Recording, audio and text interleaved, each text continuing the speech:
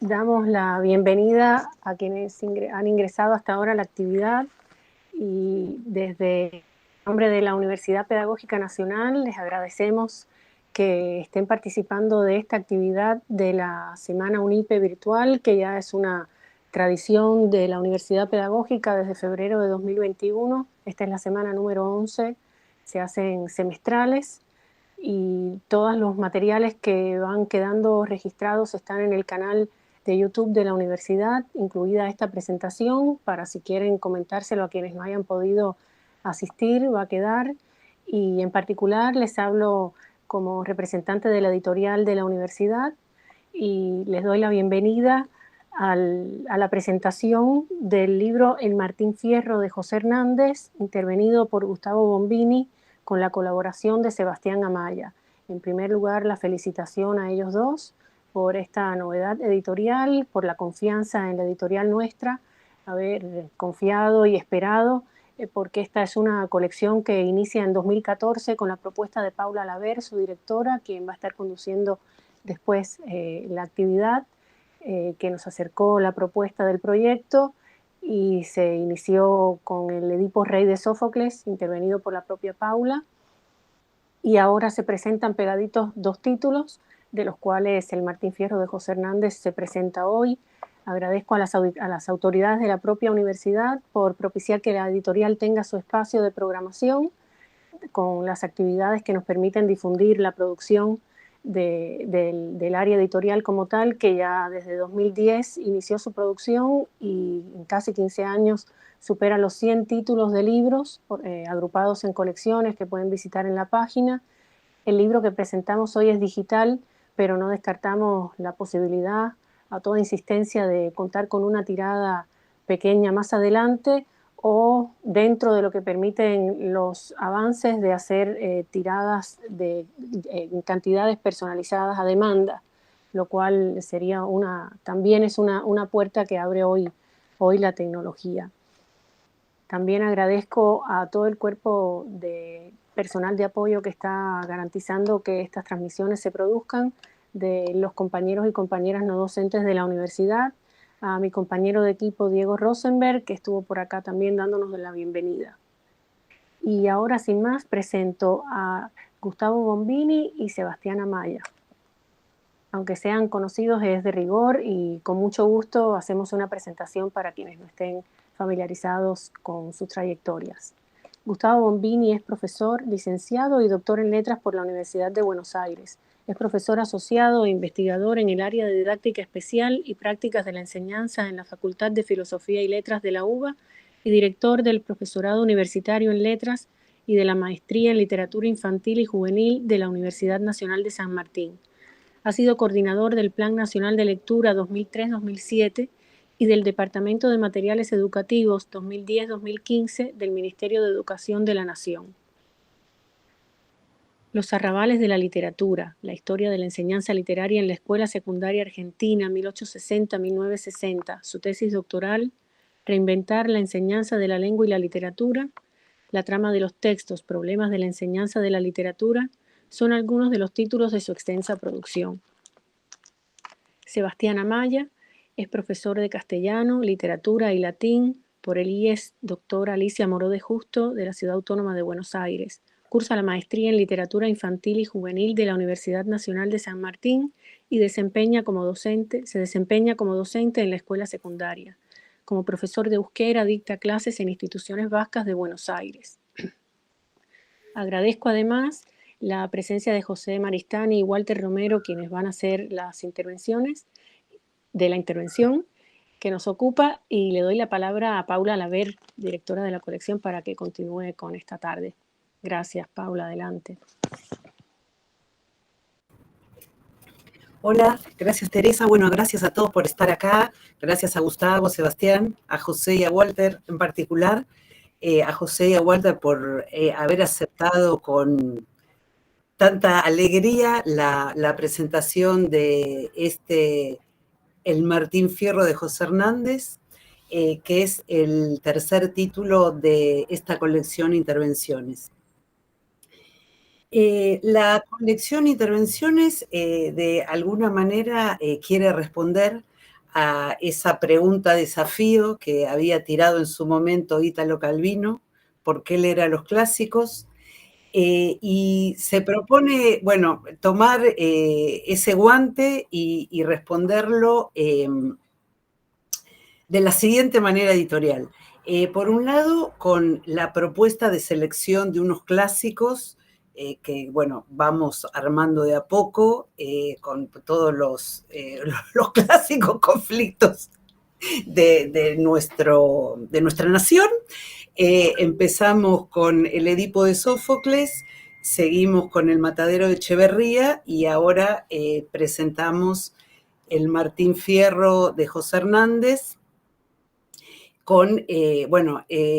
La primera cuestión es el título, ¿no? Que discutimos largamente con el editor Juan Bordón y con Gustavo, de si tenía que llamarse Martín Fierro de José Hernández, Martín Fierro de Hernández, el Martín Fierro de José Hernández. Elegimos esta última opción, el Martín Fierro de José Hernández, pensando que quizás es como más lo escuchamos nombrar. Esta colección responde a esta pregunta de Calvino, primero proponiendo textos íntegros. Los títulos de la colección están en sus versiones completas. La segunda articulación de la respuesta es, a pesar de que el título aparezca de manera completa, aparece de manera, digamos, interrumpida por una serie de estos textos de la cultura contemporánea que lo interrumpen, que lo resignifican, que lo releen, que lo reinterpretan y que proponen alguna línea de lectura que en el caso del Martín Fierro de José Hernández es el de la rebeldía. Y el segundo tipo de intervención es una interpelación a la producción de los y las lectoras con propuestas de, digamos, como de seguir completando el clásico con producciones propias que pueden ser lingüísticas o pueden ser multimodales, como en el caso de este Martín Fierro, que propone que varias de las cosas que propone hacer, digamos, además de leer, tienen que ver con una serie de producciones que no son necesariamente producciones escritas. Ese es, digamos, el espíritu de la colección. Hoy estamos felicísimos de presentar este tercer, bueno, volumen es medio raro porque es digital. Como decía Teresa, no perdemos las esperanzas de que esté en papel, porque además esta colección fue pensada en papel y tiene mucho del acento puesto en el diseño de la edición, que en una de esas, con el correr de la pantalla, medio que en una de esas se pierde en el papel, se ve más esta idea de que las páginas tengan distintos colores según sean el texto del clásico, el texto de las intervenciones o los textos de las propuestas de producción, pero bueno, vamos a ver si logramos verlo en papel. Mientras tanto, en digital, las pantallas corren y esas diferencias pueden verse en esta edición de María Heimberg, que para mí es preciosa. Antes de presentar a quienes van a presentar esta edición, quiero agradecer el enorme trabajo que hizo Juan Bordón en la corrección y el diseño de María Heimberg en esta colección que tiene como estas dificultades adicionales porque requiere esta diferenciación de las tres partes.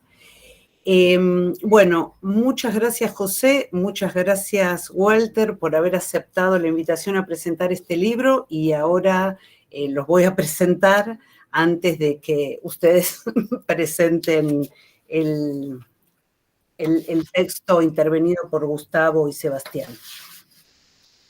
José Maristany es doctor en Letras por la Universidad de Montreal y licenciado en Letras por la Universidad Nacional de La Pampa.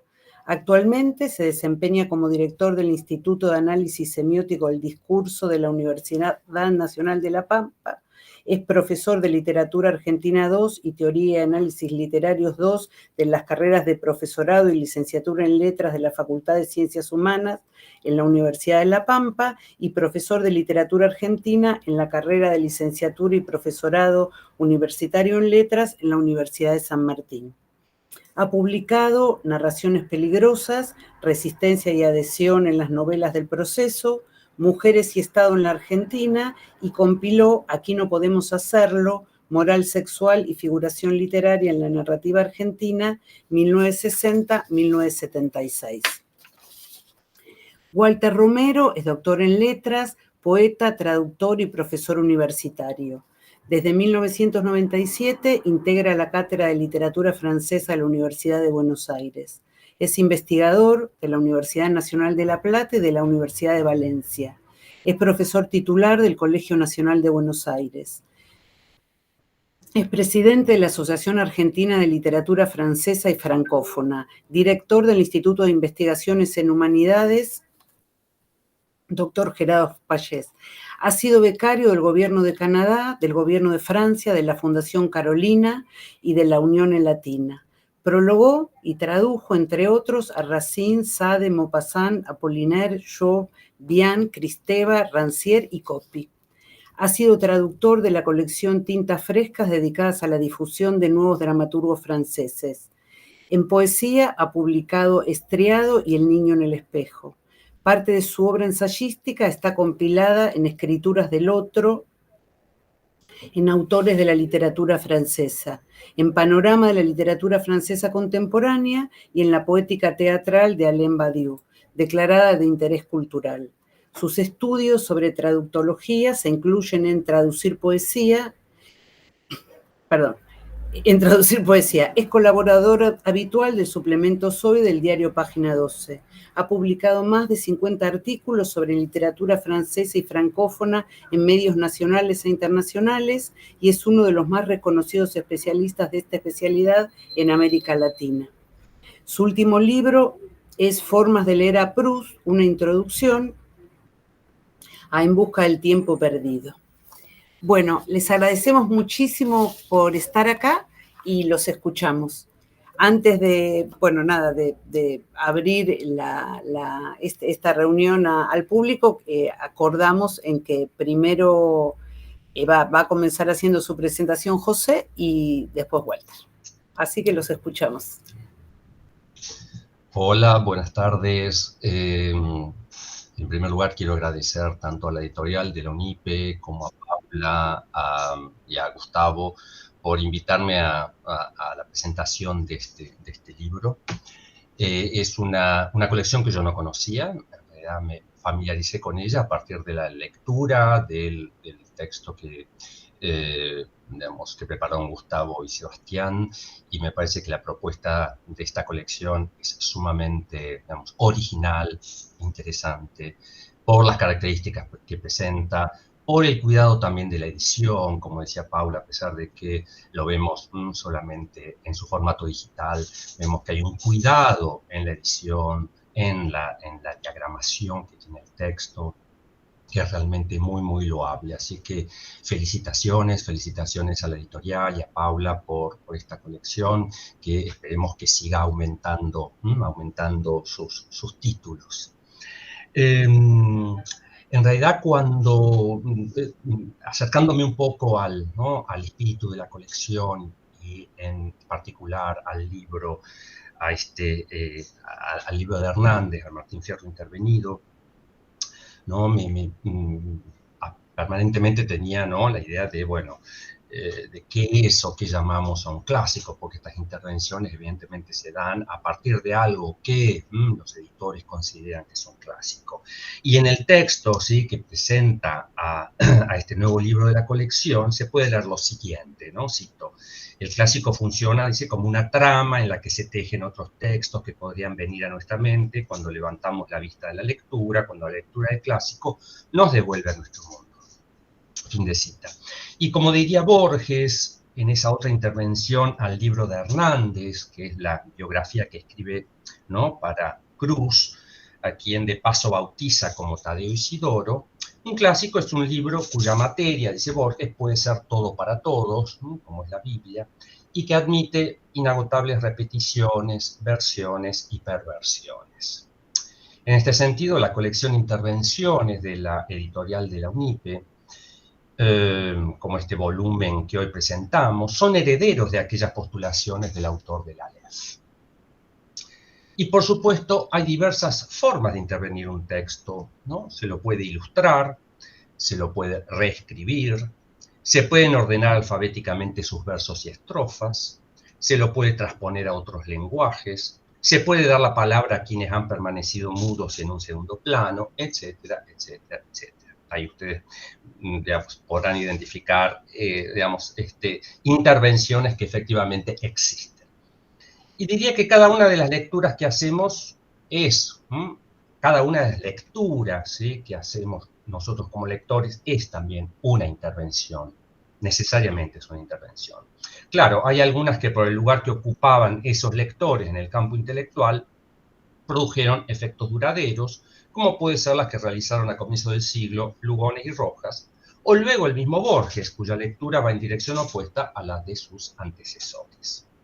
Aquí, Gustavo y Sebastián han elegido dos tipos de intervenciones, que por supuesto son producto, evidentemente, de las lecturas, ¿no?, de la lectura situada que hace tanto Gustavo y que hace Sebastián, y que darían lugar a diferentes actividades y textualidades, pero siempre hablan de la inagotable cantera de sentidos que el Martín Fierro ha ido proponiendo al lectorado argentino.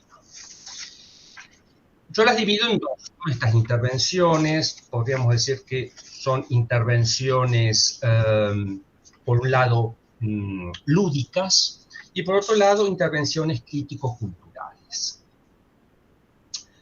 Las intervenciones lúdicas podrían pensarse como consignas de escritura, de invención, como pretextos para producir otros textos. Me voy a detener en la primera consigna, que parece tan sencilla y obvia, diría, y que para mí es sumamente original, y es la que permite resaltar en este texto una de las partes de esa alianza que Josefina Ludmer también describió. Me refiero a la alianza entre escritura y oralidad que caracteriza a toda la literatura gauchesca. En realidad yo soy partidario de reponer en las aulas algo que podría asimilarse a aquellos saberes que las niñas y jóvenes aprendían hasta mediados del siglo XX.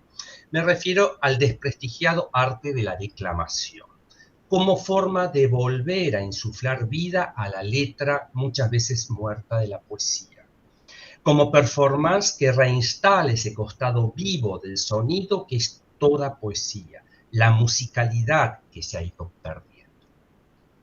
Se liga con esta intervención aquella otra que promueve hacer, por ejemplo, una autofilmación leyendo un canto que nos haya gustado y utilizar para ello las nuevas tecnologías de la imagen disponibles en los celulares. O finalmente la que nos invita a convertirnos en freestylers y entablar una batalla con un oponente, actividad a su vez que permite poner en serie el antiguo arte de la payada con expresiones de poesía popular actual como el rap. Una última intervención es una entrevista justamente en la que se conectan los orígenes del rap.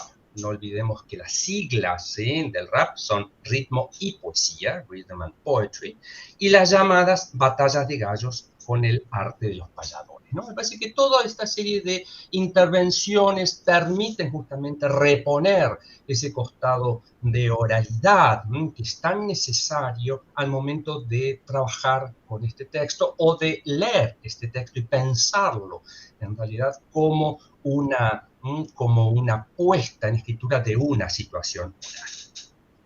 Inmediatamente aparece, digamos, en la secuencia de intervenciones, un manuscrito de Hernández con las primeras estrofas de La Vuelta, ¿sí? Las primeras estrofas escritas a mano por el propio Hernández. Y la intervención apunta justamente a la materialidad de la escritura, pero remite a la mano que escribe sobre el papel y no al teclado y la pantalla.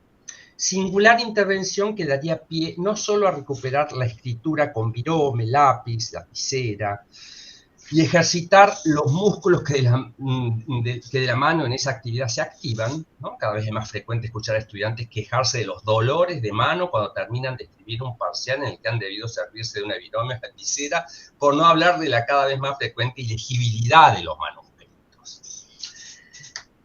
Esa hoja, con la letra del propio Hernández, con la huella de sus indecisiones, que son las tachaduras, también permite reflexionar sobre la génesis del texto, sobre el trabajo de este autor o de cualquier autor o autora.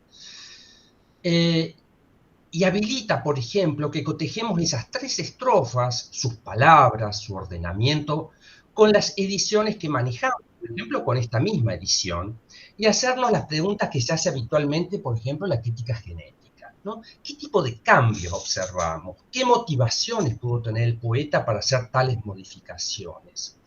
Podemos preguntarnos también si nos gusta más esta versión o la original, que descartó el autor. Aquí también se puede incluir la inocente consigna que pide que miremos el cielo nocturno y hagamos un dibujo con las estrellas que logramos contemplar, o que dibujemos el horizonte trazando una línea sobre un papel, o tomemos una fotografía del horizonte que vemos de nuestro hogar, o aquella otra que propone una actividad relacionada con la palabra guitarrear y dar consejos en sextinas hernandianas sobre temas fútiles o irrelevantes, ¿no? Me parece que todo esto logra ese espíritu lúdico que me parece que está en estas intervenciones.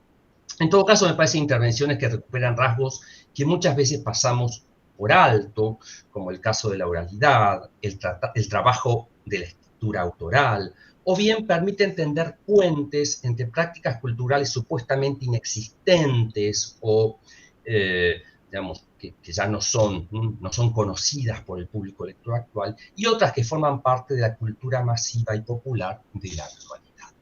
Por otra parte, tenemos las intervenciones que yo llamaría crítico-culturales, que pueden ser contratextos, y contratextos lo digo en un sentido muchas veces de textos que vienen tal vez a contradecir o que vienen a alumbrar aspectos que han quedado relegados o en la sombra en el texto original. ¿No? Suman sentidos estos contratextos que tal vez están escondidos allí, mudos, pero al mismo tiempo son ruidosos, ¿no? Al menos desde nuestro presente como lectores, como puede ser la visión que da la obra de Hernández sobre el mundo indígena, visión que especialmente en La Vuelta aporta a la discursividad que el siglo XIX fue construyendo para hacer posible esa solución final que fue la campaña militar presidida por el general Roca en 1879.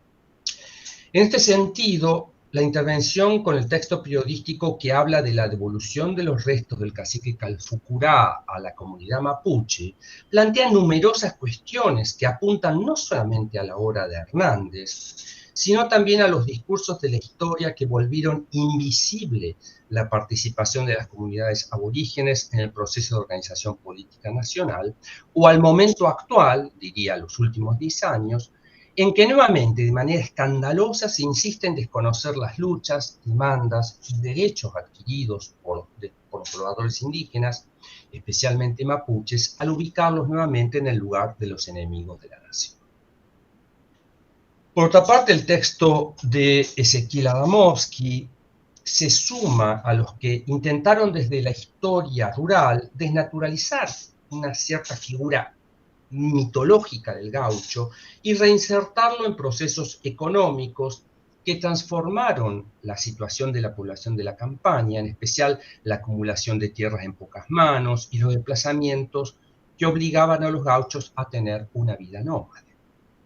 Asimismo, del campo de la geografía económica, se incluye un ilustrativo fragmento de la geógrafa Perla Sussman, en el que refiere cómo se va transformando el desierto en las descripciones que Burmeister y Knapp hacen a mediados de la década de la Pampa y de sus posibilidades futuras de explotación económica. Algo que ya había aparecido desde el momento en que los románticos, con Echeverría a la cabeza, estetizan el desierto, pero sin olvidar sus pingües riquezas, ¿sí? Como dirá el autor de La cautiva en el prólogo a sus rimas en 1837. Otra serie que trae la lectura de Gustavo y Sebastián es la que va de la obra de Hernández a la utilización que de la gauchesca el anarquismo, aquí representado en un fragmento de Alberto Giraldo, que dirigió la revista, esa revista de los primeros años del siglo XX, que llevaba justamente el nombre de Martín Fierro, tal vez una revista que es menos conocida que la otra revista vanguardista, Martín Fierro, de la década del 20, pero con la cual se pueden establecer seguramente relaciones, o en todo caso discutir un poco, ver, bueno, cuáles son esas apropiaciones que se han ido, o que ha ido haciendo el campo intelectual de la obra de Hernández.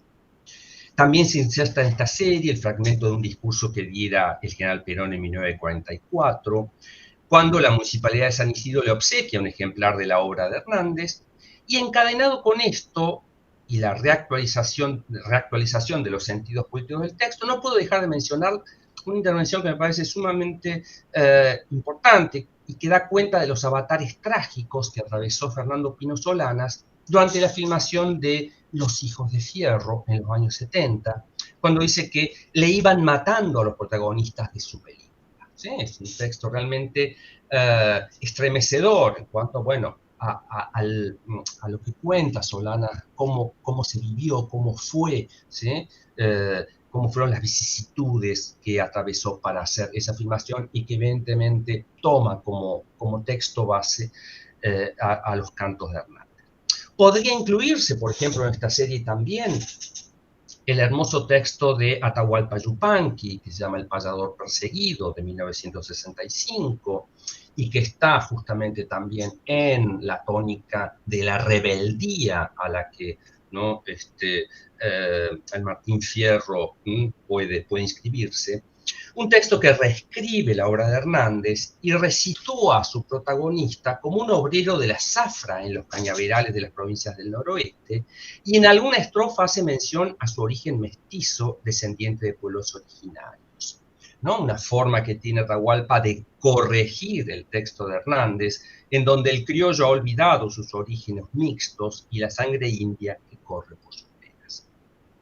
Por último, una intervención absolutamente original encuentro en el fragmento del célebre ensayo de Martínez Estrada, ¿no?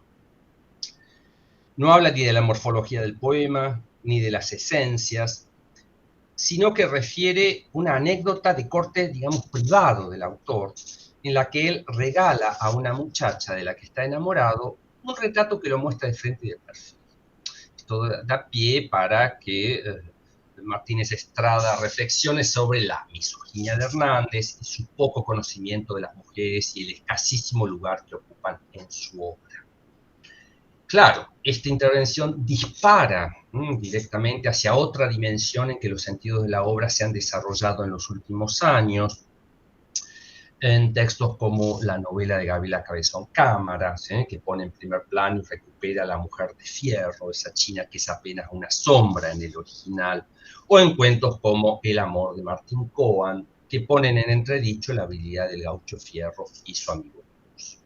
U otros tantos estudios críticos, ¿sí?, que revisan el género gauchesco desde las derivas de una homosocialidad siempre inestable y proclive a desbarrancarse hacia el homoerotismo. En todo caso, esto es esto forma parte de las reflexiones que me dio la lectura que yo hice, del recorrido que yo fui haciendo del texto, ¿sí?, que presentan hoy Gustavo y Sebastián, un texto que, digamos, cuyas intervenciones me parece que son absolutamente originales, que apuntan a distintos saberes, a distintas competencias, que proponen una reescritura, pero una reescritura que no solamente es una reescritura discursiva, sino que también puede ser una reescritura plástica, una reescritura fotográfica. Por lo tanto, creo que enriquece absolutamente, ¿sí?, para cualquiera que quiera leer o utilizar, ya conociendo el texto, utilizar este texto en el ámbito áulico, por ejemplo, puede enriquecer de sobremanera, ¿sí?, las propuestas que se pueden hacer de este texto. Yo creo que es también un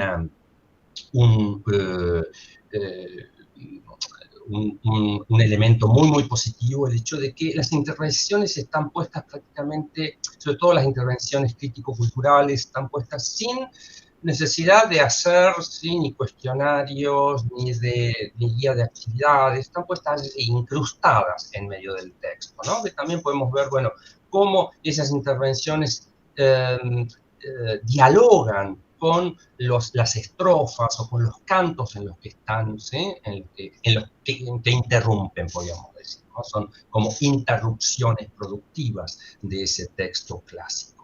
Por lo tanto, bueno, yo quiero, doy la bienvenida a este texto y felicito a sus autores, porque creo que es una manera de remozar y de volver, ¿sí?, y de volver actual y de permitir sumar nuevos sentidos y nuevas interpretaciones, ¿no?, a esta obra, que de alguna manera, bueno, es insoslayable, pero al mismo tiempo que requiere de nosotros, lectores, ¿no?, una mirada crítica, ¿no?, en el mejor de los sentidos. Así que desde ya, muchísimas felicitaciones, Sebastián y Gustavo. Gracias. Bueno, José, muchas gracias. Ahora vamos a escuchar a Walter. Hola, hola a todos, buenas tardes. Gracias a la UNIPE por esta convocatoria y al profesor Gustavo Bombini. Bueno, gracias Paula Laver por esta colección tan linda y a Sebastián Amaya también por el trabajo de este libro. La verdad que, bueno, me sorprendí mucho que me convocaran para hablar del Martín Fierro. ¿Qué hago yo aquí hablando del Martín Fierro? Digamos. Por eso me alegra muchísimo y agradezco las palabras de Maristany, un especialista, como para poder yo entrar ahora en otro plano. Mi campo disciplinar es otro, es la literatura francesa, pero bueno, hay algo en el cual yo dije, bueno, no, ¿qué hago yo aquí? Bueno, yo aquí estoy después de 32 años de enseñar el Martín Fierro, así que bueno, me voy a hacer cargo un poco como Martín Fierro en el Hernández de todos los gauchos, de hablar un poco de todos los docentes que amamos, sufrimos, padecemos o no en la enseñanza de los clásicos en las clases.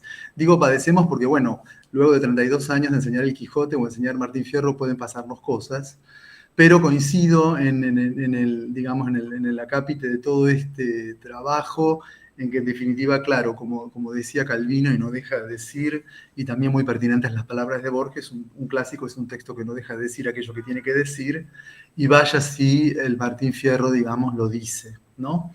Así que bueno, a Bombini, a Gustavo y a Maya, a Sebastián y a Paula, la colección, que también reconozco, debo reconocer, no conocía, lamentablemente, me parece excelente, realmente excelente, volver a esto, ¿no? A los clásicos y a darles, en este caso, lo que yo llamaría como una vuelta más de tuerca a partir de este hallazgo, que es el hallazgo de las intervenciones. ¿Por qué no pensar también en términos de que un docente hace intervenciones permanentemente, irrumpe, corta el texto, ¿no? Yo enseño el Martín Fierro hace muchos años en el Colegio Nacional de Buenos Aires, escuchándolo como un audiotexto, y paro el audiotexto que los jóvenes escuchan, ¿no?, e intervengo yo. Así que hacemos estas intervenciones de alguna manera, y me parece glorioso esto de poder contar con estos momentos muy pactados y que bien ha presentado José respecto de este trabajo, que en definitiva lo que hace es ayudar y revelar un poco la escritura.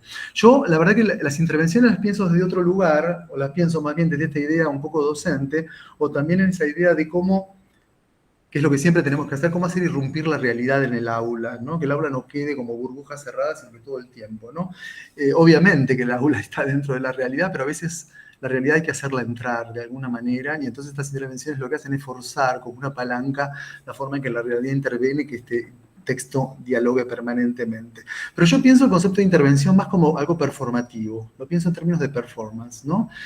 Seguramente todos hemos visto las puestas nuevas del teatro contemporáneo, pienso acá en Argentina las puestas de Emilio García Huevi, donde de repente se corta el argumento y aparece, no sé, un heladero que vende helado, ¿no? Y pareciera que nada tiene que ver con nada, y sin embargo, en un principio, acorde a la realidad que vivimos, todo tiene que ver con todo, ¿no? Y no digo que estas intervenciones no tengan nada que ver, pero esa irrupción, ese corte, esa incrustación, que además es parte de la dinámica de los grandes textos, ¿no? El Quijote está intervenido, el Quijote tiene incrustaciones, con cuentos que pareciera que no tienen nada que ver con el relato que se va contando, ¿no? Y hasta Ezequiel Martínez Estrada decía y sostenía en Muerte y Transfiguración de Fierro que todo el episodio de Picardía en la segunda parte es una incrustación que hizo Hernández, y se nota eso en algún punto si lo pensamos ahí. Bueno, estas son intervenciones que yo pienso en términos de performance, ¿no? En términos de performear, digamos, en Martín Fierro, ¿no? En términos de modificar nuestra realidad tan acotada y hacer esa lectura algo más, digamos, en algún sentido, digamos, teatral, ¿no? Y en ese sentido agradezco y se ha hablado de los logros, digamos, de la edición, que me ha gustado mucho, y que como los franceses llaman la mise en page, ¿no? Cómo se pone, ¿no? Lectura importante, ¿no? Y acá me gusta mucho la página a doble columna, ¿no? Y sobre todo algo que les pedimos a los alumnos, compren una versión del Martín Fierro numerada, con los versos, por favor, numerados, para que vayamos todos juntos a la misma sextina hernandiana, ¿no? Pero bueno, circulan, digamos, por supuesto, tratándose de un clásico como este, publicado en la imprenta La Pampa y como folleto, ¿no? Me parece, y como un folleto, me parece interesante que los versos también estén enumerados. Así que lo pienso en términos de estas intervenciones de Sebastián y de Gustavo, las pienso en términos de zonas de iluminación, ¿no? Zonas que iluminan también pasajes que no necesariamente son los pasajes que los docentes transitamos más, debo decir, ¿no? Y acá, frente a uno digamos, del decano de los maestros sobre la didáctica de la lengua, que es Gustavo Bombini, diría que una de las preguntas que me hice leyendo el texto y preparando esto es una pregunta que me hago. ¿Por qué un docente que se está por jubilar, un docente que ha enseñado 27, 25, 30 años el Martín Fierro, por qué no puede pasarle a jóvenes docentes? ¿Dónde está, de alguna manera, hablando en buen criollo, dónde está la papa? ¿Dónde está el lugar donde evidentemente tenemos que ir para que el fierro se haga carne en nuestros alumnos, ¿no? Y algunos conocimientos tenemos. En otras disciplinas, como en la medicina, los médicos que se retiran le pasan en la clínica, ¿no es cierto?, la posta a los jóvenes. No sé por qué, pero bueno, yo creo humildemente, y muchos de mis colegas, ¿no?, que esos saberes se van, ¿no? Lamentablemente en nuestro oficio docente esos saberes se van, no quedan, y entonces pareciera que el chico nuevo, el profesor nuevo, digo chico nuevo, pero con todo respeto, ¿no? El profesor nuevo que llega, jovencito, que va a dar y que se asusta con los 2 tomos también, porque tiene algo de volumen el Martín Fierro, ¿no? Si pudiéramos nosotros decirle, mira, anda mejor a este canto que a otro, focalízate acá más que allá. Bueno, creo que estas intervenciones pueden ayudar, guiar un poquito a esas zonas de iluminación. El canto inicial, esa fórmula que abre, aquí me pongo a cantar. El locus Samoenus del comienzo, antes de que todo se rompa y lo manden al gaucho a la frontera. Lo que tenemos que enseñar en términos del lenguaje gauchesco para diferenciarlo de la lengua gaucha. El canto famoso sobre el indio, donde no sabemos bien si Hernández lo ve como verdadero enemigo del gaucho o hay algo, digamos, de admiración a la experticia de cómo el indio maneja la lanza y todos esos saberes, ¿no? Que para mí lleva esto a una lectura muy distinta de la obvia, ¿no? Ese canto central, ¿no? Canto que por otra parte también, y aprovecho esto también para decir lo que yo hago, yo paso muchísimo a las conferencias de Josefina Ludmer, esas 3 conferencias memorables de la profesora Ludmer, que ya no está con nosotros, la china Ludmer, esas 3 conferencias que están grabadas en la UNSAM, donde dedica una a los gauchos, otra a los indios y otra a los negros, ¿no? He pasado, mientras enseño en Martín Fierro, fragmentos de esas 3 conferencias memorables de Ludmer, que son una forma mucho más asequible, por supuesto, que hacerlos leer, digamos, a los jóvenes estudiantes el texto, digamos, clave de Ludmer sobre la gauchesca. Bueno, y por supuesto, después encontrar en este texto, en esas intervenciones, elementos muy humorísticos también, que a mí me ha gustado mucho. Las intervenciones que más me gustaron, lo reconozco, no son tanto las librescas, porque creo que este libro rompe un poco la cosa escolar y la cosa libresca y quiere abrir una idea como de aula más de laboratorio. A mí me han gustado mucho las intervenciones más cortasarianas. He encontrado siempre ahí un aire muy cortasariano, muy lúdico, muy del gran Cronopio, ¿no? Dibujar el horizonte, ¿no es cierto? O grabarse, casi como si fueran las instrucciones para subir una escalera, digamos, de nuestro gran Cronopio. Eso realmente me ha gustado mucho, y ahí encuentro también esa beta tan poco trabajada, pero que sin embargo debo reconocer que los alumnos aman y adoran, que es el humor que hay en este texto, que por supuesto es un texto misógino, por supuesto es un texto xenófobo, pero a la vez es un gran texto, digamos, en algún sentido, digamos, chusco, ¿no? En lo que llamaba Lamborghini la gran tradición chusca o la gran tradición bufa de la gauchesca argentina, ¿no? Para hablar, digamos, por ejemplo, del Fausto de Estanislao del Campo, pero en este texto, en esa escena central, que es chusca, la escena, digamos, de la muerte, digamos, del Moreno, ¿no? Con esta mujer que hoy sería casi como la gordofobia, ¿no? En la entrada en carnes, esa señora entrada en carnes con sus zancas, el episodio que más les gusta, por supuesto, a los jóvenes, y que es prácticamente como la zona neurálgica de esa tradición, ¿no? Y que a la vez retoma, digamos, dos tradiciones que para mí son muy interesantes, porque entrar también a los jóvenes desde el humor es una clave para romper un poco también el peso del Martín Fierro, ¿no? Y por un lado, a mí me ha interesado mucho, más allá de los textos que el profesor Maristani ha nombrado, 2 textos otros, el Surubí de Pedro Mairal, que para mí es efectivamente un texto que dispara muchísimas lecturas interesantísimas sobre el Martín Fierro, y este que para mí me ha parecido extraordinario, que lo conocen el guacho Martín Fierro de Omar Fariña, un texto deslumbrante, ¿no? Que los jóvenes adoran y leen a la par del otro libro del gaucho Martín Fierro. Esto también es una intervención, es una operación compleja, ¿no? No por desmerecer a Cabezón Cámara, a Martín Coan, al propio Borges, etcétera, ¿no? Donde, bueno, las perversiones o las versiones de Borges, por ejemplo, hoy están en el programa oficial del Colegio Nacional de Buenos Aires. Hay que leer Martín Fierro y El fin y biografía de Tadeo Isidro Cruz de Borges, ¿no? Yo creo que este texto, por ejemplo, abre una dimensión muy otra y habla de la realidad, digamos, absoluta de cómo ingresarle a los alumnos al universo, digamos, de Fierro, ¿no? Acá me pongo a cantar al compás de la villera, que el guacho que lo devela una pena extraordinaria, cual camuca solitaria, con la cumbia se consuela, ¿no? Y así sigue, y está todo el texto, digamos, entero en sus 2 partes. Y sigo, bueno, por supuesto, en la ética vital, como lo llamaba Ezequiel Martínez Estrada, a la comparación de los 2 consejos, entre los consejos del viejo Vizcacha y el consejo de Martín Fierro, y ahí digamos, este texto cobra la dimensión, digamos, de Biblia, ¿no? O de alguna manera, y creo que los alumnos se enfrentan a eso, a las 2 morales argentinas, ¿no?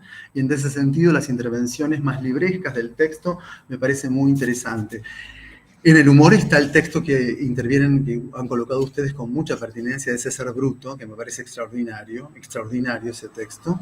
Y también, digamos, bueno, en ese texto, en esa doble argentinidad, ¿no?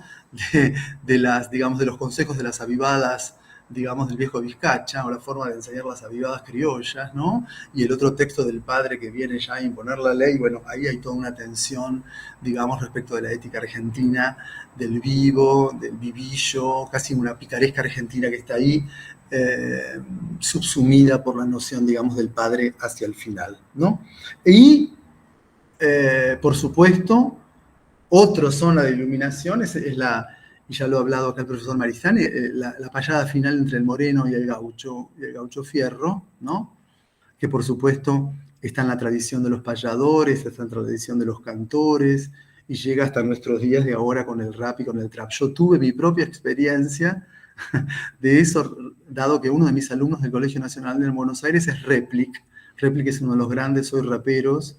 Y bueno, uno de los jóvenes grabó a Replic durante una clase mía, haciendo sobre un flow, inventando frases nuevas sobre el Martín Fierro. Así que cuando vi que una de las intervenciones decía flow, aquí en el texto me maravillé, ¿no? Y bueno, creo que es mi momento de gloria, mis 15 minutos de fama a la manera de Andy Warhol, dado que tengo como 1 millón de visiones en esa tarde gloriosa en que mi alumno Replic, hoy famoso, rapea sobre un flow a su manera versos del Martín Fierro. Con lo cual creo que este texto responde a lo que de alguna manera, no solo en mis clases, sino en muchas otras, aparecen, ¿no? Y yo justifico las intervenciones que ahí salen, ¿no? Porque tiene que ver también con los esfuerzos que hacemos los docentes respecto de cómo hacer vivir un libro o vivenciarlo, ¿no? Y en ese sentido las agradezco profundamente, ¿no? Profundamente porque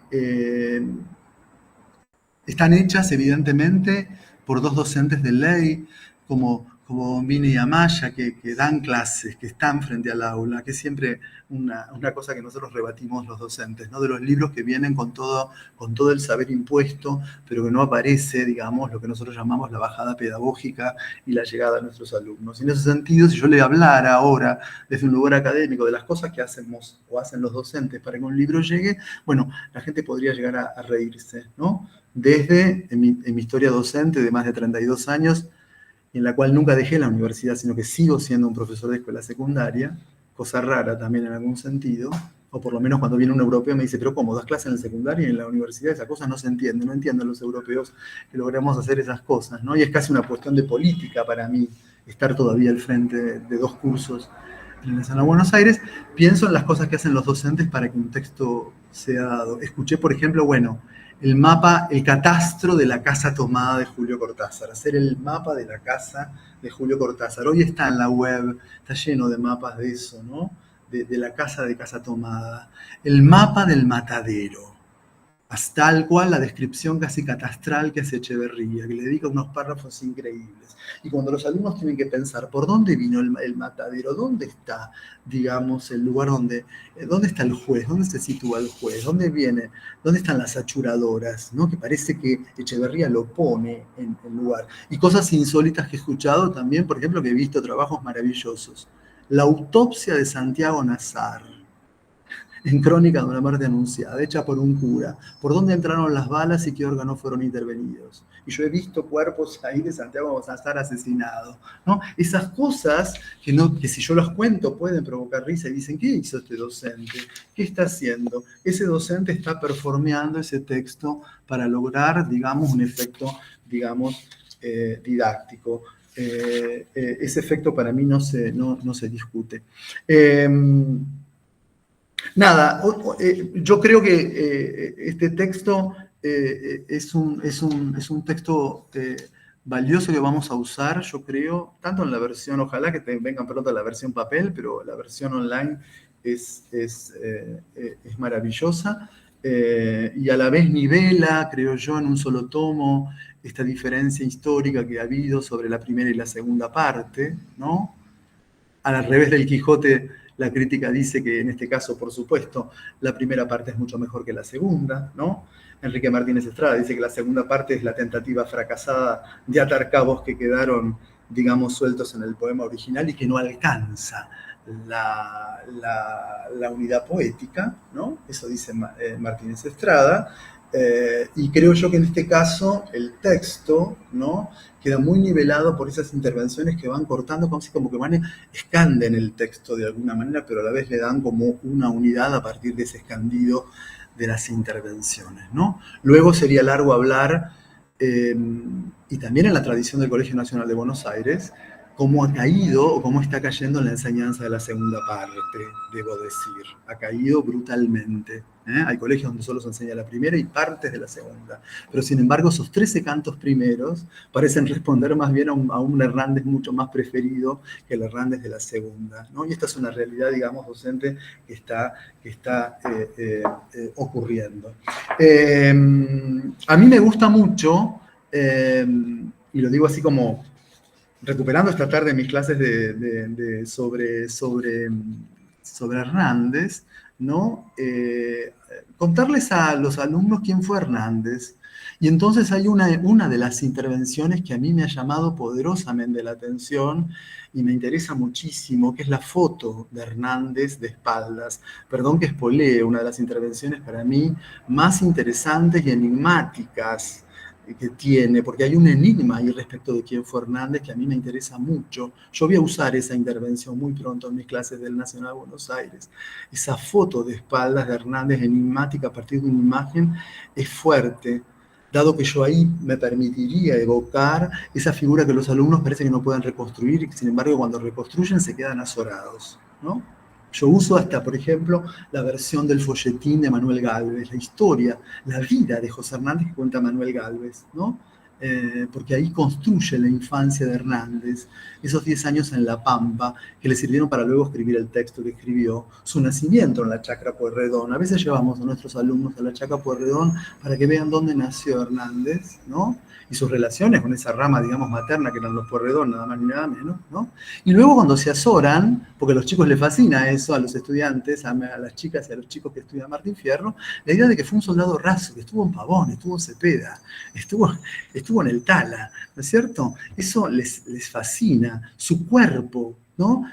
Era corpulento, era inmenso, un gigante, era Herculio, digamos, Hernández, ¿no? Y termino para entrar, digamos, en un debate que, por ejemplo, Carlos Gamerro ha tenido respecto de la oposición y que Borges retoma también de alguna manera, ¿no? Por envidia o por admiración, no sabemos cuál de los dos textos es el texto nacional, ¿no? O el Facundo o el Martín Fierro. Los alumnos se fascinan cuando se dan cuenta, digamos, del odio de Hernández contra Sarmiento, y ahí entramos en una batalla de gallos, ¿no? La batalla de gallos verdadera acá es Hernández versus Sarmiento, ¿no? Y ahí voy a develar otra cosa que enseño, y enseño la muerte de Facundo, en el Facundo Quiroga de Sarmiento, confrontada a la forma en que Hernández cuenta la muerte del Chacho Peñalosa, ¿no? Que prácticamente Sarmiento, que acusa a los bárbaros, es un bárbaro por festejar la forma en que tremendamente lo mandan a degüello al Chacho Peñalosa y ponen su cabeza en una pica, ¿no es cierto? Y Sarmiento, el bárbaro, aplaude, digamos, esa matanza. Y ahí cambia todo. Ahí todo lo que vimos sobre el Facundo y todo lo que vimos sobre Martín Fierro comienza, digamos, de alguna manera a ser desestimado. Voy a terminar agradeciendo, y vuelvo a decir este texto, con tanto interés para nosotros docentes, ¿no? Con tanto interés, ¿no? Yo creo que es un texto, agradezco que no sea escolar, agradezco que no me dé instrucciones respecto de lo que hacer, o que no me aporte aparatos críticos o aparatos extensivamente ya conocidos.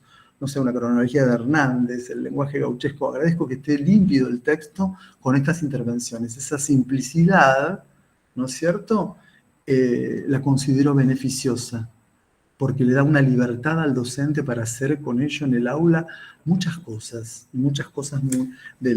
por otra parte del orden de lo creativo. Y bueno, cierro con Fierro, porque en definitiva lo que se trata de siempre es de que logremos que los alumnos o los estudiantes o cualquier lector se haga amigo de ese libro. Esa es la clave, el amigo de ese libro. Y para ello traigo, con eso termino, voy a terminar con una cita de este libro maravilloso de Tulio Alberindongui, José Hernández y sus mundos, un libro deslumbrante, ¿no es cierto? Poco leído, lamentablemente, que trabaja sobre el Martín Fierro y sobre en qué condiciones Hernández el Grande, el Herculio, escribió Martín Fierro.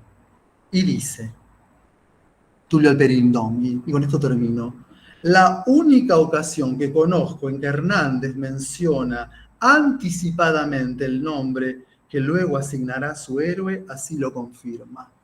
La encontramos en la crónica de un paseo en ferrocarril a Chascomús, publicada en el Río de la Plata en marzo de 1870. Acá nace la leyenda, ¿no? Allí cuenta Hernández cómo en la Villa del Sur conoció a don Martín Colman, con quien estableció de inmediato una efusiva amistad. La confianza sustituyó a la frialdad de la etiqueta. Yo dejé para él de ser lo que soy y él dejó para mí de ser don Martín Colman. Y entonces pasó a ser, y así lo bauticé, Martín Fierro, por obra y gracia de la alegría de las circunstancias. Martín Fierro comienza así, por ser el apodo familiar de quien es en la sociedad porteña un igual de Hernández, y el reconocimiento de esa misma igualdad entre el poeta y su portavoz gaucho subentiende esa identificación inicial entre el autor y su héroe, que hace del gaucho Martín Fierro una obra radicalmente distinta de sus predecesoras en el marco de la gauchesca. Martín Fierro es nuestro amigo. Muchas gracias. Muchas gracias, Walter. Bueno, muchas gracias, José, por estas primeras lecturas de esta edición de El Martín Fierro de Gustavo y Sebastián, a quienes ahora vamos a escuchar. Así que, Gustavo. Bueno, habíamos quedado en que empezaba yo. Perdón. Dale, empezá vos. Entonces a la autoridad la dejamos para lo último. Bueno, antes que nada, por supuesto, agradecer a Gustavo la posibilidad que me dio de colaborar con él en este libro, por supuesto a la editorial y a vos, Paula, por los intercambios que hemos tenido, ¿no? para llevarlo a cabo. Y bueno, representó, por supuesto, desde los inicios un desafío. Teníamos como una especie de modelo o guía, si se quiere, tu edición de Edipo Rey de Sófocles, y algunas de estas cuestiones que nombraron o dijeron Walter y José hace un momento respecto de quitar totalmente lo escolar, creo que era una de las pautas, ¿no? de lo que debíamos hacer y pensar, y eso representó el mayor desafío, porque por lo menos en mi caso tuve que quitarme totalmente el papel de profesor de escuela secundaria cuarto año que tiene que dar Martín Fierro, y eso significó además no leerlo una vez, sino más de una vez completo, ambas partes, lo cual agradezco porque con el tiempo creo que me había creado una especie primero que tuve que quitarme esa idea que tenía que me lo sabía tan bien, porque en realidad también no lo conocía, cuando tuve que ponerme a leer tanta cantidad de lecturas complementarias, digámoslo así, y después leerlo como en plan, bueno, lo leo y veo que me despierta, porque tuve que sacarme el papel de alguien que lo enseña, que lo muestra, que trata de que a sus alumnos les guste, y yo hasta me terminé creyendo, qué aburrido esto que estoy enseñando, y entonces tuve que como que redescubrirlo de alguna forma, y la verdad que fue un descubrimiento, fue algo que me gustó leerlo de nuevo y decir, bueno, a ver, qué partes o qué cosas, qué palabras, qué estrofas despiertan posibles actividades que además no tenían que tener en lo absoluto atisbo de aula, ¿no? y que al mismo tiempo sirvieran o fueran plausibles de ser dadas en el aula. ¿Sí? Entonces, como esto ya fue hace un tiempo, yo en aquel momento utilicé a mis alumnos de cuarto año como una especie de experimento con la actividad de fotografiar el horizonte que veían desde sus ventanas, porque fue el año en que se trabajaba en burbujas en la provincia de Buenos Aires, en 2021, y de verdad que fue muy interesante luego subirlo a un drive y compartir y ver qué cada uno veía y cómo cada uno, y cómo además cada uno veía, digo, lo que veía todos los días pudo volver a verlo, porque además también en estas relecturas y redescubrimientos, muchas veces buscamos y contamos qué cantidad de veces aparecían determinadas palabras, como por ejemplo horizonte, lo que no por nada forma parte de una actividad. Y algo tan simple como que a un pibe o piba de acá de la ciudad de Buenos Aires, o de que vive, yo vivo en San Fernando, por ejemplo, ¿no? En Capital, se imaginaran el horizonte, cosa que a mí me parecía totalmente hasta natural, porque yo soy de Arrecifes, una ciudad muy pequeña en la llanura, y para mí y ver el horizonte era cosa de todos los días cuando iba a la escuela en bicicleta, ver dónde terminaba el campo y comenzaba el cielo o al revés. Y sin embargo, acá muchos alumnas no podían imaginarse, o tenían que imaginarse cómo era eso, porque no era una cuestión de todos los días. Y bueno, actividades como esas, bueno, resultaron sumamente agradables de pensar, de repensarlas, de ver si podían ser posibles, y además me resultó particularmente muy divertido, si se quiere, aunque suene un poco naif, pero el tono en el que escribimos las consignas, ¿no? Así como dando órdenes, como decía Walter hace un momento, medio cortasariano, y tratando de usted y al mismo tiempo un usted que no sonara como tajante, ¿no? O sea, como dando la posibilidad de que eso fuera posible de realizar, hasta gracioso que alguien te dé órdenes o que te invite a divertirte tratándote con tanta formalidad. A mí, en lo personal, me gusta un poco a veces con mis alumnos jugar con las palabras formales, aunque y poco usuales. Por eso que redactar las consignas me gustó especialmente. Y otro desafío que hubo también, y que fue difícil, hay que decirlo, fue no pensar ningún tipo de intertextualidad, ¿no? Digo, no olvidarnos del fin, de la biografía de Cruz, del amor de Cohen, que en algún momento yo lo leía como complemento, porque a mí también me pasaba durante mucho tiempo antes de trabajar con esto, que parecía como que venía siempre, era como parte de leer Martín Fierro, leer los 2 cuentos de Borges, o uno al menos. Así que esto también me permitió a mí, como profesor de literatura en la escuela secundaria, decir, bueno, lo podemos leer, y es una gran y enorme lectura además, que se merece todo el tiempo que uno le pueda dedicar en las aulas. Bueno, eso es lo que puedo decir de mi aporte al libro. Bueno, buenas tardes a todos, a todas. Estoy muy contento, muy emocionado de que llegó el momento de presentar el Martín Fierro intervenido en el marco de esta colección tan original, tan potente que lleva adelante Paula en la UNIPE.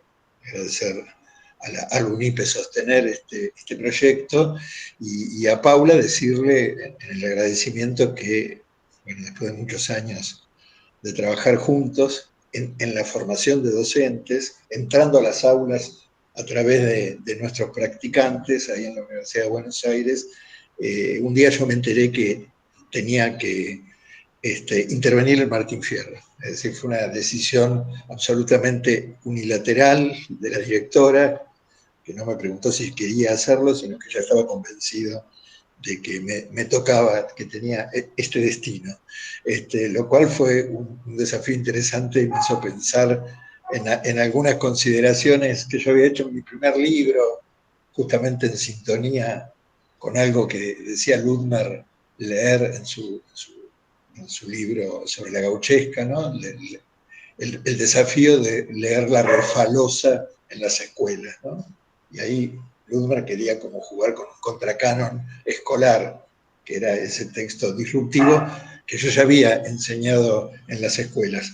Con lo cual, volver a pensar el Martín Fierro, un poco en el sentido de como lo planteaba Sebastián, de desautomatizar, digamos, de alguna manera los modos de estar enseñando el Martín Fierro. Así que bueno, le agradezco a Paula por la tenacidad y la convicción. Estoy muy contento de que Walter y José sean los primeros lectores. Estaba muy expectante de ver cómo volvían esas lecturas desde dos posiciones, como quedó claro, distintas, así que muy, muy agradecido por esas lecturas que ordenan algo, ¿no? Porque el texto tuvo unos tiempos de maduración, después estuvo como estancado, etcétera, y ahora cuando vuelve y ya toma la decisión de editarlo, que salimos a buscar cuál era la mejor edición para un público general, ahí consultamos a Elida Lois, y ella nos refirió la edición de Celina Hortala que estaba en Edubín, pedimos permiso a Edubín, y ahí tenemos el mejor texto para público general, no especializado, que podíamos sostener en la editorial, en este proyecto. Entonces digo, pensar en el sentido de esto que trajo, que trajo Walter, del pasar la posta, de cómo trabajan los docentes, ¿no? Esa idea de pasar la posta es una idea muy interesante, ¿no? Ese conocimiento que parece que caduca cuando alguien se jubila, se retira. Entonces, reconocer esa construcción de conocimiento y reconocer esto que está en la base de la colección, pero que Walter también rescató, que tiene que ver con la libertad, ¿no? Porque pensaba estas incrustaciones, estas intervenciones, que José clasificó muy, muy bien, ordenó muy bien en este sentido, de qué van las intervenciones, digo, en realidad no tienen nada dado, sino que hay una tarea de reformulación o de articulación o de sutura, algo hay que hacer entre la intervención y el texto y los estudiantes ahí, ¿no? En ese triángulo se juega algo que lo imaginamos muy creativo, que lo imaginamos muy lúdico, cosa que también se destacó en las dos presentaciones, que lo imaginamos así, cortasariano y humorístico, ¿sí? Acá hay una tradición que es una marca que muchos tenemos, que es la marca de Maite Alvarado, en el modo de pensar aspectos de la enseñanza, la imaginación, el humor, ¿no? Como algo central.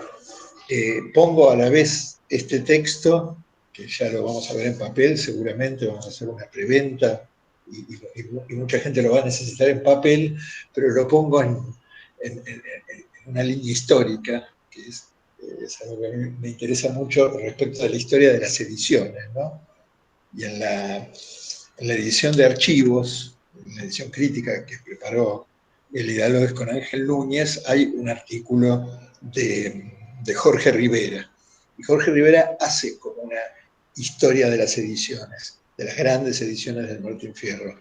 Son muchas, ¿no? Ilustradas, a la manera de Chartier, cada nueva edición construye un nuevo lectorado y unas nuevas prácticas de lectura, pero tenemos un capítulo a investigar, ¿sí? Que tiene que ver con las ediciones escolares, ¿sí? Donde podemos incluir esta o podemos no incluirla o verla en algún cruce, ¿sí? Pero que son versiones, que son adaptaciones, ¿sí? Ahí aparecía una de Villiquen, que era como un texto fragmentado y con intercalaciones a la manera de glosas, que van anticipando el texto, comentando, donde aparece la típica anécdota de la carta de no me acuerdo quién a no sé quién respecto a que el Martín Fierro se vendía en los establecimientos del campo junto con la yerba mate, etc. Ese cuento estaba dentro de una edición escolar, ¿no? Y digo, qué interesante pensar la recepción. Y en pensar la recepción está esto que traía Sebastián de su propia autoconfesión, de la desautomatización del modo de estar enseñándolo, ¿sí? También estaba eso en el relato de Walter. Eso tiene que ver con el clásico, pero también tiene que ver con un modo de pensar la enseñanza del clásico, ¿sí? Y el posicionamiento del profesor ahí. en ese sentido, el formato de la colección, el modo en que aparecen las intervenciones, la posibilidad de que esta dimensión de lo lúdico se juegue.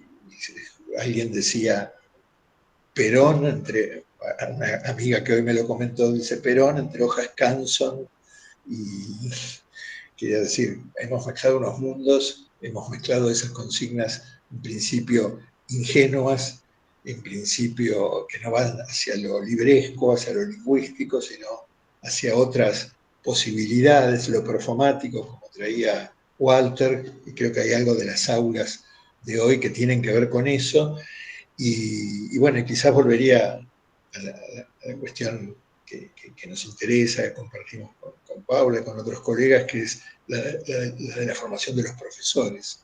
¿Y qué les decimos hoy a los profesores y cómo construimos juntos con los inminentes profesores estos modos de enseñar los clásicos? Creo que en la colección y en el ejemplo de nuestro Martín Fierro hay algunas chances, algunas posibilidades, ¿no? A las que estamos apostando. Agradecimiento también a todos los participantes de esta presentación. Gracias. Gracias, Gustavo. A mí una cosa de todo de lo que dice Sebastián y lo que agregás vos, más lo que habían señalado Walter y José, también me parece interesante en esta, digamos, como esta propuesta de jugar, de divertirse y de admitir que se puede cortar el texto para leer otra cosa, recuperando también esto que dice Sebastián, que seguramente en esas primeras lecturas de, uy, qué bueno leer los textos de Borges cruzado con Martín Fierro, hasta que eso se vuelve una receta que ya, bueno, nada, no resulta novedosa para nadie. Me parece que también está interesante pensar esta propuesta que hacen ustedes como un permiso para animarse a hacer cualquier cosa, ¿no? Cualquier otra cosa en relación con la lectura del clásico. Si se puede leer cruzado con la carta de Perón y con salir a mirar el horizonte, entonces en una de esas ese profesor que está ahí, esa profesora que está ahí tratando de pensar qué puede hacer, en una de esas también se puede pensar que tiene permiso para que no hay una lectura, ¿no? Que en una de esas la formación eso de alguna manera quizás se cristaliza, ¿no? Me parece que está linda esa posibilidad de decir, se puede seguir cruzando con otras cosas.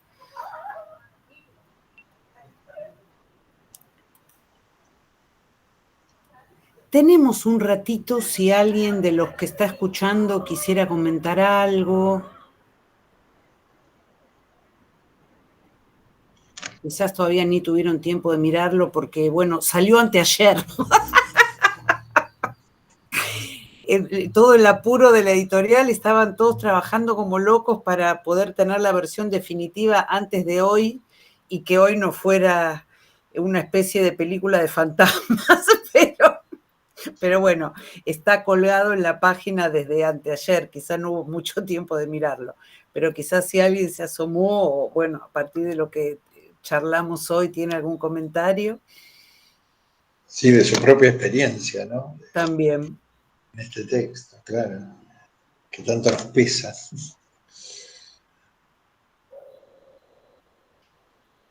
En medio de este contexto, en el posteo de invitación que yo hice entre anoche y esta mañana, se me ocurrió, me apareció la palabra patria, ¿no? Y dije, bueno, están vendiendo la patria, vamos a contraponer eso con volver a nuestro clásico, ¿no? Por ahí es una convención, pero tuve como un sentimiento particular respecto de, bueno, toda la violencia que tuvimos que experimentar en el día de ayer y en ese contexto estar pensando que hoy íbamos a hablar sobre el Martín Fierro, ¿no? Eso que decía Walter del aula que no está divorciada de la afuera, ¿no? Las presentaciones de libros tampoco están divorciadas desde de la afuera. Bueno, ayer a la hora de la represión en Congreso estábamos presentando El Matadero. Claro. Entonces es como muy terrible todo, pero también es como que, bueno, nada, habría que seguir leyendo esto, ¿no?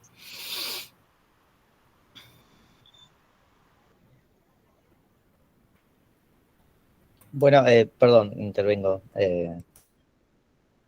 Ahora en Provincia de Buenos Aires se enviaron unas lecturas irrenunciables, ¿no? Y ahí aparece Martín Fierro, digo, que también parece interesante, bueno, el término además, ¿no? Es una lectura obligatoria, pero la palabra irrenunciable está buena. Porque también había algo que en los diseños de secundaria de Provincia de Buenos Aires, por lo menos, no sé, las otras provincias, estaba todo muy librado bueno, a lo que nosotros elegimos para dar, que para mí es buenísimo porque me encanta trabajar en lo que quiero dar, pero a la vez había cierta dilución de cosas que a lo mejor uno podía no ver nunca más el Martín Fierro, ¿no? O cualquier otro texto, ¿no? Ahí aparecen Borges, Pizarnik, Cortázar, etcétera. Me parece como interesante también y muy pertinente el momento en que sale este libro ahora, que hay que, bueno, si se estaba diluyendo el Martín Fierro, ahora hay que recuperarlo y hay que ver qué se puede hacer y qué otras aperturas da este libro, ¿sí? A pensar nuevas cosas. No me parece igual que lo de Borges ya no sorprenda a nadie, porque en realidad no lo sorprende a lo mejor al docente que lo ha hecho y lo ha hecho, pero el estudiante que está ahí no sabe quién es Borges tampoco, ¿no? Entonces, me parece que se van sumando capas y que te renuevan a vos, ¿no? Como las posibilidades de pensar. Creo que también, por más que uno a veces se canse de dar ciertas cosas, como te puedes cansar de dar el Martín Fierro, me dice, bueno, Walter, hace 30 años que lo estoy dando, pero estos son como inyecciones ahí, como una inyección en Pulp Fiction de adrenalina para que digas, bueno, a ver, yo tengo que volver a entusiasmarme, ¿no? Para volver a entusiasmar. Eso es.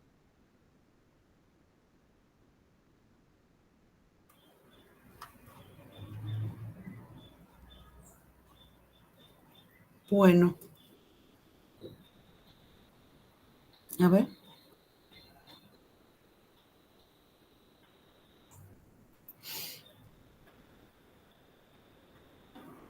¿Hay algún comentario, experiencia?